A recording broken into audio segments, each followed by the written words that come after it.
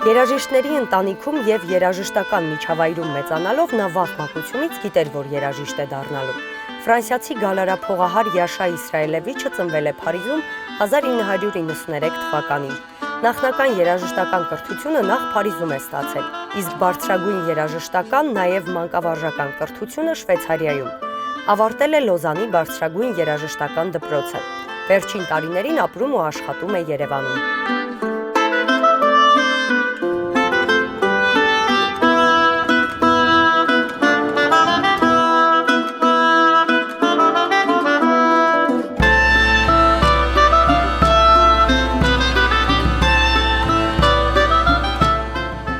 Յաշա, Երևանում ֆրանսիական մթնոլորտ ունեցող անկյուններ շատ կային եւ այսօր միասին սուրճ եւ մակաղուն կվայելենք։ Հետաքրքիր է, Երևանում ձեր առավոտները ինչպես են սկսվում։ Ֆրանսիայում երբ ընկերներիս հետ եմ հանդիպում, այսպես էլ անում ենք, բայց այստեղ ես մենակ եմ եւ ինչ-որ չափով հայ եմ դարձել։ Առավոտյան ինքս եմ ինձ համար ինչ-որ բան պատրաստում, օրինակ, մի քանի ձու եմ խաշում, հետո գնում եմ աշխատանքի, փորձի։ Հայ մարդու օրվա մեջ շատ կարևոր է սուրճ խմելը, իսկ ինչ է նշանակում ֆրանսիացու համար սուրճ խմել։ Այո, ֆրանսիացիները շատ են սիրում օրը սուրճով սկսել։ Գիտեք, դա ավելի շատ խթան է, որ ուժ է տալիս ամբողջ օրվա համար։ Շատ ընդունված է նաև աշխատանքի ժամանակ գործընկերների հետ սուրճ խմելը։ Բայց ընկերներով հանդիպելիս մենք հիմնականում սուրճի շուրջ չենք հավաքվում։ Ավելի շատ սիրում ենք միասին գինի կամ մեկ գավաթ գարեջուր խմել։ Սովորաբար գործընկերներիս հետ ընդմիջման ժամին սրճարան ենք գնում։ Ես այնտեղ կարկանդակ եմ վերցնում։ Ինձ շատ է դուր գալիս։ Սիրում եք կարկանդակ։ Իսկ Փարիզում առավոտները ինչպես են սկսվում, ինչ եք ուտում, ինչպես եք արթնանում, ինչպես եք սկսում օրը։ Փարիզում իհարկե մի քիչ այլ է։ Եթե ընտանիքիս կամ ընկերներից հետ եմ, ապա սուրճ ենք խմում, կրուասան ենք ուտում, շոկոլադե կրուասան, բայց դա հիմնականում շաբաթ-կիրակի օրերին կամ արձակուրդների ժամանակ։ Իսկ սովորական աշխատանքային օրերին ես պարզապես թունդ, սև սուրճ, օրինակ էսպրեսո եմ խմում եւ մի փոքր բան եմ ուտում։ Բայց ամեն օր կրուասան չեմ ուտում, դա առանձնահատուկ մի բան է։ Ինձ դուր է գալիս, երբ մի քիչ կարոտում եմ այն, ուստի կրուասանը թողնում եմ ավելի շատ հատուկ առիթների համար։ Յաշա, դուք ծնվել եք Փարիզում, կպատմեք մի փոքր ձեր ծնողների ընտանիքի մասին։ Ես ծնվել եմ Փարիզում եւ այնտեղ ապրել եմ մինչեւ իմ 20 տարեկանը։ Ես 3 քույր ունեմ։ Երաժիշտների ընտանիքում եմ մեծացել։ Ծնողներս ջութակահարներ են։ Իմ ընտանիքը արմատներով Բրետանի շրջանից է։ Հայտնի է, որ այնտեղ պահպանել են մաքուր ֆրանսերենը։ Այդ առումով հետաքրքիր է այդ շրջանը։ Եվ ես էլ պետք է շատ լավ ֆրանսերեն խոսեմ, քանի որ իմ ընտանիքը շատ պահանջկոտ է այդ հարցում։ Յաշա, ձեր խոսքում նշեցիք, որ 20 տարեկանից հետո անկախացել եք ձեր ծնողներից, հետաքրքիր է, Ֆրանսիայում երիտասարդները վաղ են անկախանում ծնողներից։ Ես գիտեմ շատ մարդկանց, որոնք ապրում են իրենց ծնողների հետ մինչև նույնիսկ երեխա ունենալը, եւ հետո միայն իրենց համար տուն են փնտրում արդեն իրենց երեխաների հետ։ Ֆրանսիայում սովորաբար տնից հեռանում ենք մոտ 20-ից 25 տարեկանում սովորելու նպատակով։ Շատ դեպքերում դա կախված է այն բանից, թե որտեղ ես սովորում։ Ես սովորել եմ Շվեյցարիայում, երբ 20 տարեկան էի, գնացի Լոզան եւ այնտեղ սկսեցի առանձին ապրել։ Այսինքն ապրում էի օտար մարդկանց հետ, որոնց նախկինում չէի ճանաչում։ Ֆրանսիայում ուսանողները շատ հաճախ բնակարան են վարձակալում այլոց հետ, քանի որ բնակարանների վարձակալության արժեքը շատ բարձր է։ Ինչպես նշեցիք, ձեր ծնողները եւս երաժիշտներ են, հետաքրքիր է ձեր մասնագիտական ընտրության հարցում նրանց թանկությունն է ավելի շատ եղել, թե ձեր ընտրությունն է եղել։ Ես կարելի է ասել երաժշտության աշխարհում եմ ծնվել։ Երբ 3-4 տարեկան էի, հաճախ գնում էի ծնողներիս համերգներին։ Չեմ հիշում մանրամասները, բայց գիտեմ, որ այնտեղ էի։ Եվ տանն էլ միշտ երգում էի։ Կարճ ասած, երաժշտությամբ եմ զբաղվել մոտ 6 տարեկանից։ Մի քիչ դաշնամուր եմ նվագել, մի քիչ ջութակ։ Հետո սկսեցի գալարափող նվագել։ Իմ ընտանիքը շատ բաց է նման հարցերում։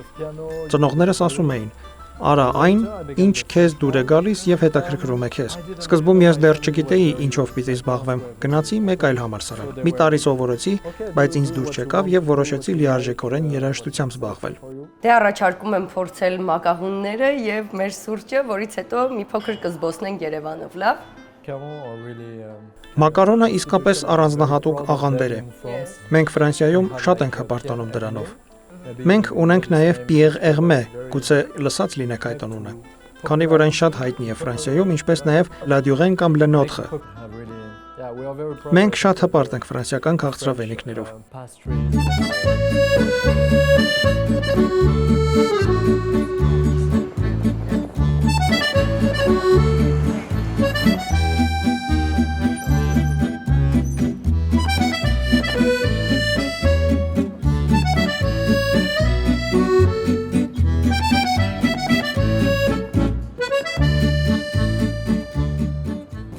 Յաշա հայերն ու ֆրանսիացիները բարեկամության խորհրդանիշ ունեն, իհարկե Շարլ Ազնավուրն է եւ նրա արձանը այլևս Երևանում է կանգնեցված։ Նախ ինչ կարծիք ունեք այս արձանի մասին։ Ինձ այն դուր է գալիս, կարծես շոուի կամ ներկայացման ավարտը լինի եւ մարդիկ ծափահարում են նրան։ Այստեղ նրա արտիստիզմն է ընդգծված, բայց նա այլ առանձնահատկություններ եւս ուներ։ Նա նաեւ դերասան էր։ Ես տեսել եմ մի քանի ֆիլմեր նրա մասնակցությամբ, օրինակ Կրակեք դաշնակահարին ֆիլմը։ Դու տեսել ես այդ ֆիլմը։ Իհարկե։ Նա մարմնավորում է մի դաշնակահարի եւ այնտեղ խնդիր է առաջանում հանցագործների հետ։ Ֆիլմը շատ լավն է, զվարճալի, շատ լավ ֆիլմ է։ Այո, նա բազմաշերտ մարդ էր, բայց այս արձանը իմ կարծիքով նրա անձի միայն մի կողմի մասին է։ Յաշա, իսկ երբևէ առիթ եղել է հանդիպել նրա հետ։ Ցավոք ես երբեք հնարավորություն չեմ ունեցել հանդիպելու նրան, բայց շատ եմ սիրում նրա երգերը, հատկապես La Bohème-ը։ Այն հավանաբար ամենահայտնին է։ 2025 թվականի սեպտեմբերի 21-ին Հայաստանի անկախության տոնին մենք նվագեցինք Արմավիրում եւ Ժակոն երգեց La Mama երգը, իսկապես հիանալի էր։ Ինձ շատ դուր եկավ։ Շատ գեղեցիկ ստեղծագործություն է, համաձայն եմ, ես էլ եմ շատ սիրում։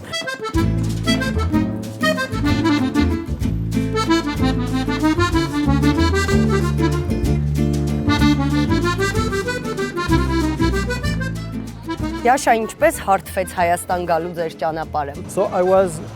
Այդ ժամանակ ես Շվեյցարիայում էի ապրում։ Ես գալարափող էի նվագում։ Հայաստանի պետական սիմֆոնիկ նվագախմբի հետ 2 անգամ նվագելու առիթ էի ունեցել տարբեր նախագծերի շրջանակներում։ Եվ վերջապես 1 տարի առաջ Կերոն հիմնադրամի շնորհիվ ես մի նախագծի մասնակցեցի նրանց հետ, որով էլ լիարժեք ընդգրկվեցի նվագախմբի կազմում։ Այսպես էլ ստացվեց իմ Հայաստան գալը։ Եվ ինչպես եք զգում մեր երկրում, Երևանում, արդյոք հարմարվել եք։ Այո, իհարկե։ Շատ լավ հիշում եմ անցյալ տարվա հունվարին ես արձակուրդի օրերին գնացել էի Փարիզ, նաև Շվեյցարիա մեկնեցի։ Եվ հետո երբ Երևան եկա, այդ ժամանակ իսկապես զգացի, որ կարծես տուն եմ վերադարձել։ Ես զգում եմ ինձ ինչպես տանը։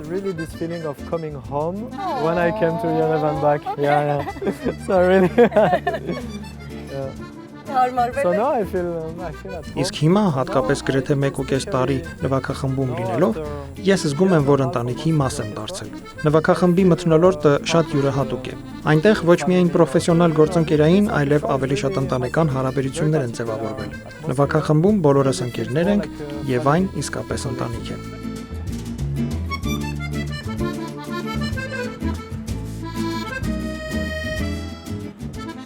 Տաղանդների ֆոնդ ծրագիրը Կերոն հիմնադրամի առաջնային ծրագրերից մեկն է, որը իրականացվում է տարբեր ոլորտներում, տաղանդավոր մարդկանց, ձեռքբերումով արդեն մարդկանց տեղափոխել Հայաստան, աշխատելու եւ բնակություն հաստատելու Հայաստանում նվազագույնը 5 տարի ժամկետով, որպեսզի իրենք այն ուղղությամբ, որով իրենք մասնագիտացած են աշխատեն այստեղ, բայց նաեւ փոխանցեն իրենց հմտությունները երիտասարդ սերունդին։ Այս դեպքում մենք խոսում ենք մշակույթի ոլորտի մասին եւ Յաշան մեր առաջին մասնակիցներից մեկն է, 24 թվականի հոկտեմբերից տեղափոխվել է Հայաստան եւ միացել է ծրագրին, որով աշխատում է սիմֆոնիկ նվագախմբում եւ նաեւ դասավանդում է Չայկովսկու անվան դպրոցում։ Յաշայի հետ հանդիպել եմ մոտ 2 ամիս առաջ, երբ ես միացա Կերոն հիմնադրամին որպես Տաղանդների ֆոնդ ծրագրի տնօրեն։ Շատ տպավորված էի, որովհետև ես արդեն գիտեի իր մասնագիտական ձեռքբերումները, բայց տպավորված էի իր համեստությամբ եւ նաեւ նվիրումով իր աշխատանքին, թե նվագախմբում իր իրականացվող աշխատանքին եւ թե դասերին եւ աշակերտներին, որոնց հետ աշխատում է։ Յաշային իրականում հայտնաբերել է սիմֆոնիկ նվագախումբը, քանի որ իրենք նախկինում ունեցել էին փորձառություն արդեն որպես հրավիրված երաժիշտ Յաշայի հետ աշխատելու եւ շատ սիրել էին Յաշայի աշխատելու ոճը եւ նաեւ իր հմտությունները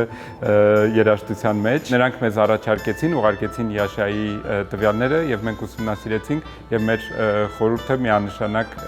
սիրեց եւ հաստատեց Յաշայի տեխնացությունը եւ արդեն տարուց ավել մոտ տարի ու կես Յաշան ապրում եւ աշխատում է Հայաստանում եւ մենք շատ հետաքրքիր համագործակցություն ունենք դրա հետ։ Յաշա, դուք նաև դասավանդում եք Չայկովսկու անվան երաժշտական դպրոցում, ինչպես է աշխատանքները ընթանում հայ պատանիների հետ։ Ես 3 ուսանող ունեմ։ Երկուսն արդեն որոշել են, որ շարունակելու են երաժշտությամբ զբաղվել։ Հաճելի է նրանց հետ աշխատել, տեսնել, թե ինչպես են նրանք զարգանում։ Մի քանի շաբաթ առաջ նրանք հաղթեցին մրցույթում եւ դա իսկապես շատ ոգևորիչ է։ Շատ հպարտ եմ նրանցով։ Եվ ինձ համար շատ հեշտ է աշխատել նրանց հետ, որովհետեւ նրանք շատ լավ են խոսում անգլերեն։ Եթե խնդիր է առաջանում, երբեմն օգտագործում եմ հեռախոսը, որ թարգմանեմ խոսքս։ Ուստի ընդհանուր առմամբ հեշտ է։ Հայերեն խոսում եք։ Ես սովորում եմ հայերեն, բայց այն շատ է տարբերվում ֆրանսերենից, անգլերենից, գերմաներենից, այն լեզուներից, որոնք ես ավելի լավ գիտեմ։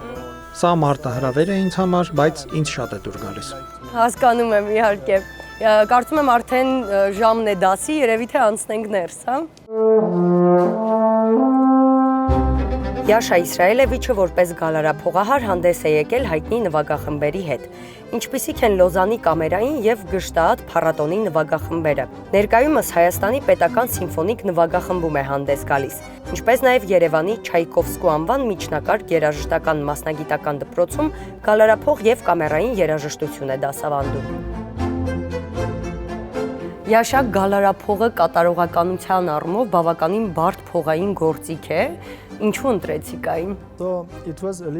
Դա մի փոքր պատահական ստացվեց, որովհետև ես ուզում էի թավջութակ նվագել կամ հարվածային գործիքներ, բայց երբ ես 7 տարեկան էի, ծնողներս ինձ ասացին.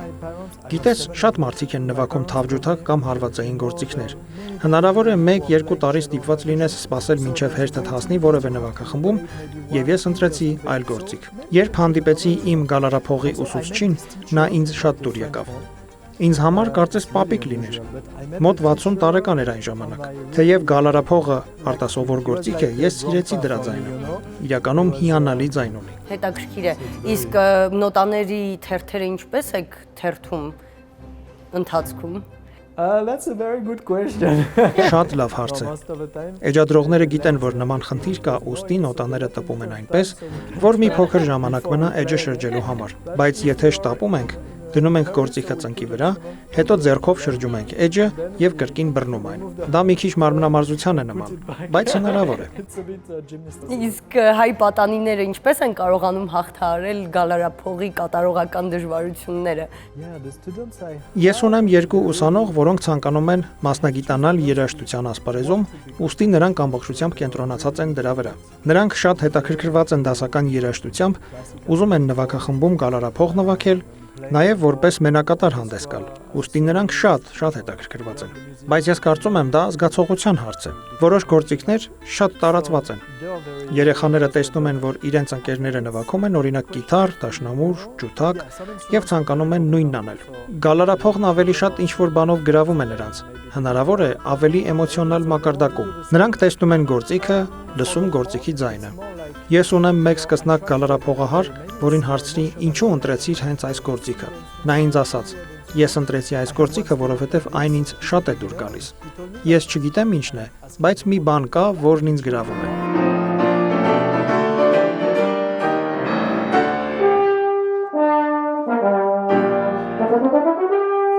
Առաջի անգամ հանդիպեցինք 1 տարի առաջ դպրոցում։ Ես մինչև այդ էլ աշխատում էի այստեղ, այս դասարանում, գալարափողի։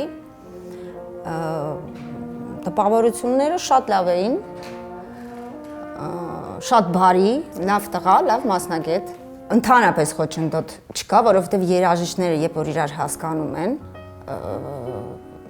նման մտածելակերպ ունեն, նույնն են զգում, ընդհանրապես խոչընդոտ չկա։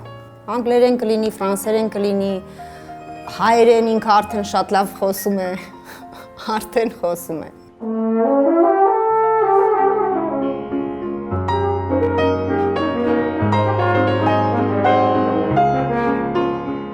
Գալարափող նվագելու մեջ դժվարն է, որ պետք է ամեն օր շատ պարապել, շատ նվագել, որովհետև կարելի է նույնիսկ ամենալավ վարժությունները, ամենալավ գործիքով նվագել, բայց եթե բավարար չլինի պարապմունքները, արդյունքը շատ լավ չի լինի։ Ես գալարափող սկսել եմ նվագել 6 տարի առաջ,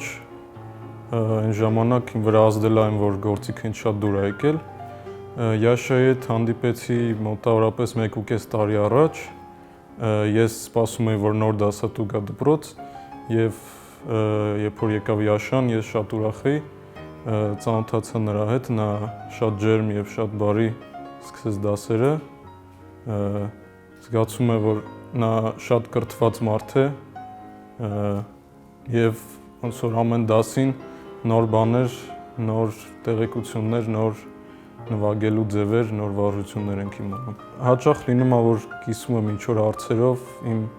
նվագելու մասին, իմ ինչ-որ նպատակների մասին, թե ինչ եմ ուզում հասնեմ։ Ինքը միշտ օգնում է, իր կարծիքը հայտնում է ու լավ բաներ է ասում։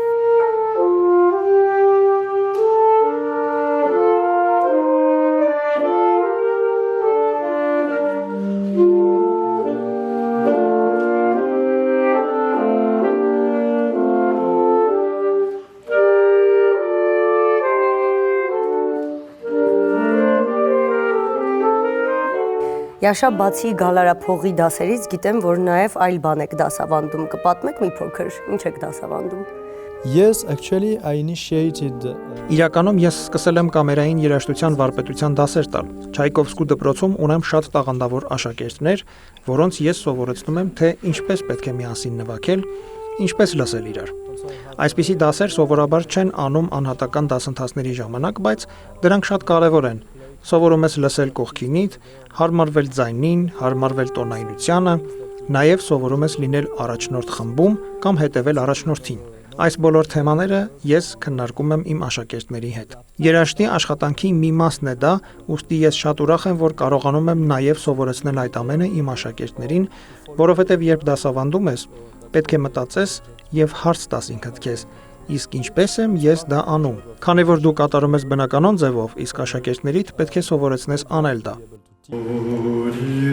and then you begin with the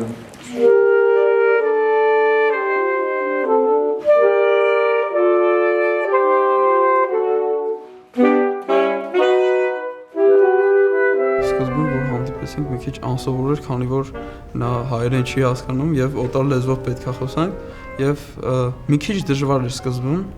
Մենք շատ ենք ուրախացել, որ վերջապես սաքսոֆոն տրիո կամ ընդհանրապես ինչ-որ դուետ կամ տրիո եղավ։ Յաշան մեզ օգնում է, որ մենք զարգացնենք կատարողական կողմը,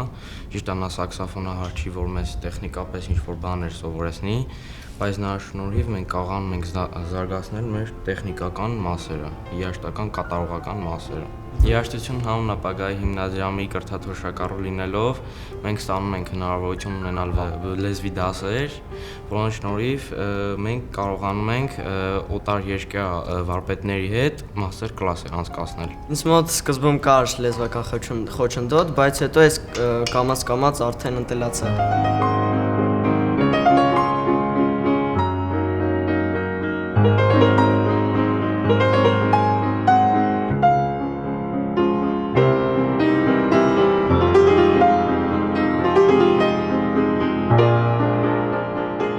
Յաշա, գիտեմ, որ հիմա փորձի եք պատրաստվում, մինչ փորձը սկսելը կարող եք մի փոքրիկ հատված նվագել մեզ համար։ Մեծ սիրով։ Շնորհակալություն։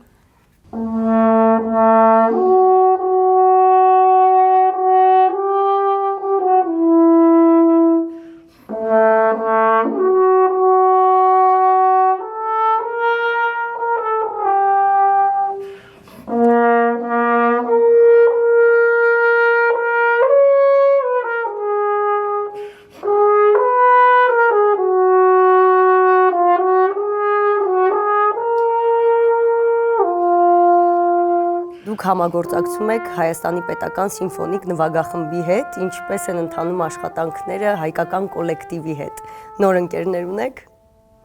So to play in the orchestra. Նվագել Հայաստանի պետական սիմֆոնիկ նվագախմբում նշանակում է մեծ ընտանիքի մի մասը լինել։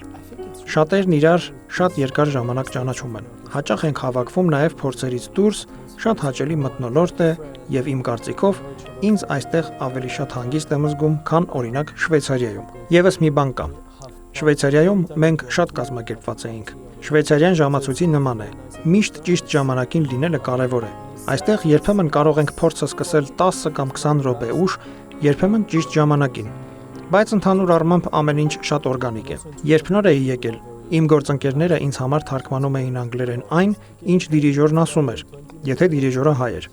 Երբեմն հյուր դիրիժորներ են ունենում, որոնք խոսում են անգլերեն, բայց երբեմն էլ ռուսերեն են խոսում։ Եվ այդ դեպքում նույնպես ինձ համար թարգմանում են։ Ես իսկապես զգում եմ, որ խմբի մի մասն եմ։ Եվ իհարկե, ինձ շատ լավ եմ զգում այստեղ։ Իհարկե շատ կարևոր է կյանքում ունենալ ընկերներ, կյանքի կարևորագույն կողմերից են ընկերները եւ կապը հասարակության հետ։ Իսկ հասցրել եք ծանոթանալ հայ կոմպոզիտորներին եւ նրանց ստեղծագործություններին։ Yes, of course I know some Armenian composers. We are playing. Այո, իհարկե ես ճանաչում եմ որոշ հայ կոմպոզիտորների։ Մենք հաճախ ենք կատարում հայ կոմպոզիտորների ստեղծագործությունները։ Ամենահայտնին իհարկե Խաչատրյանն է, նաև Ալեքսանդր Հարությունյանը։ Իրականում այս օրերին փորձեր են ընթանում։ Մենք պատրաստվում ենք հայ կոմպոզիտորական արվեստի փառատոնի առաջին համերգին։ Այդ համերգի ընթացքում կատարելու ենք միայն հայ կոմպոզիտորների ստեղծագործությունները։